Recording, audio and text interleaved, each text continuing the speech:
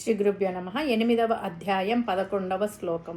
ఓం యదక్షరం వేద విదో వదంతి విశంతి యద్యతయో వీతరాగాః యదిచ్ఛంతో బ్రహ్మచర్యం చరంతి తత్తే పదం సంగ్రహేణ ప్రవక్ష్యే.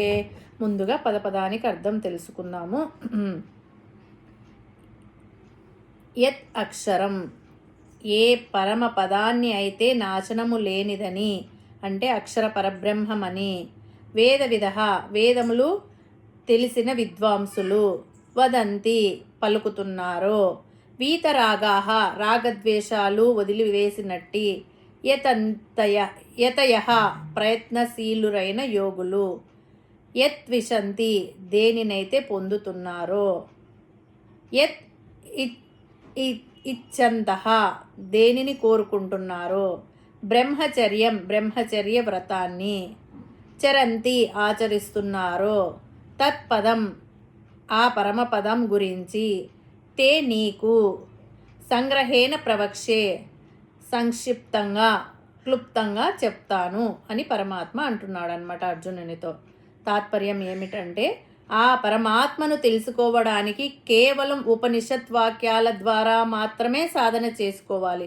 గురువుల ద్వారా, ఉపనిషత్ వాక్యాల ద్వారా మాత్రమే ఆ పరమాత్మను తెలుసుకోవాలి.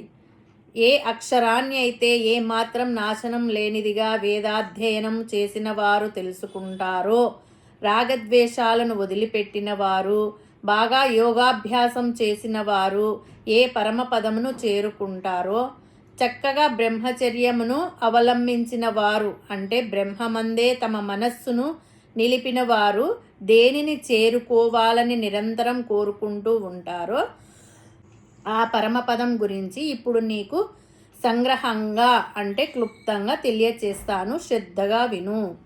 ఇక్కడ పరమాత్మ 3 పనులు, వాటి ఫలితాల గురించి చెప్పాడు. మొదటిది యత్ అక్షరం వేద విదో వదంతి, అంటే వేదాధ్యయనము చేస్తే ఆత్మజ్ఞానము కలుగుతుంది. ఆత్మ పరమాత్మ, అది అంతము లేనిదిగాను నాశనము లేనిదిగానే తెలుసుకుంటారు. రెండోది విశంతి యద్యతయో వీతరాగాః, రాగద్వేషాలు వదిలిపెట్టిన వారు పరమాత్మను చేరుకుంటారు. యదిచ్ఛంతో బ్రహ్మచర్యం చరంతి. మూడవది నిరంతరం బ్రహ్మలో చరించేవారు ఎల్లప్పుడూ పరమాత్మను చేరుకోవాలని కోరుకుంటారు. తత్తే పదం సంగ్రహేణ ప్రవక్ష్యే, ఆ పరమపదం గురించి ఇప్పుడు నీకు సంగ్రహంగా, అంటే క్లుప్తంగా తెలియజేస్తాను, శ్రద్ధగా విను అంటున్నాడు పరమాత్మ. భగవద్గీత ఉపనిషత్తుల సారం అని తెలుసుకున్నాం కదా.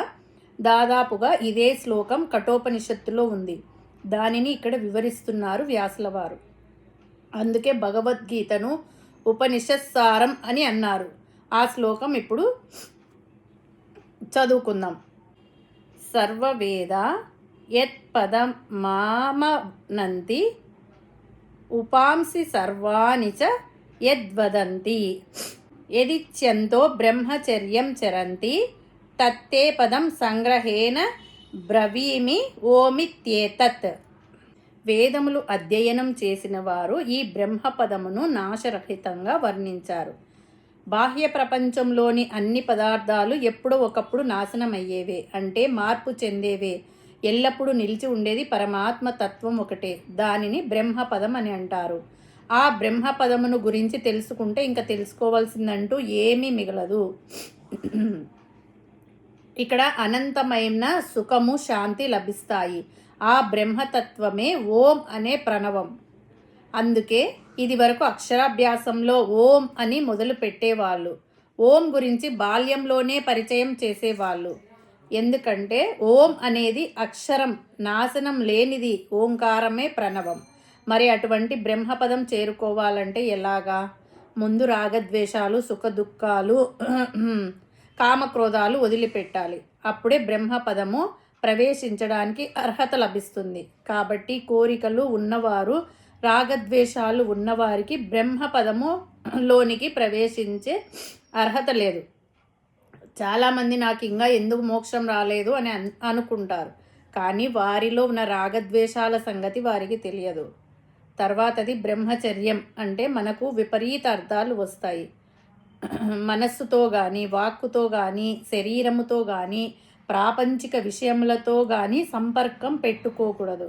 ఎల్లప్పుడూ తన మనసును ఆత్మయందు లగ్నం చేయాలి. ఇతర విషయాల గురించి ఆలోచించకూడదు. ఎల్లప్పుడూ నిష్ఠతో, నియమాలతో వేదాధ్యయనము, శాస్త్రాధ్యయనము చేయాలి. గురువు వద్ద శ్రద్ధగా విద్య నేర్చుకోవాలి. ఈ సమయంలో వేరే ఆలోచనలు ఉండకూడదు. అదే బ్రహ్మచర్యం. అంతేగాని పెళ్లి చేసుకోనంత మాత్రాన ఎవ్వరూ బ్రహ్మచారి కాలేరు.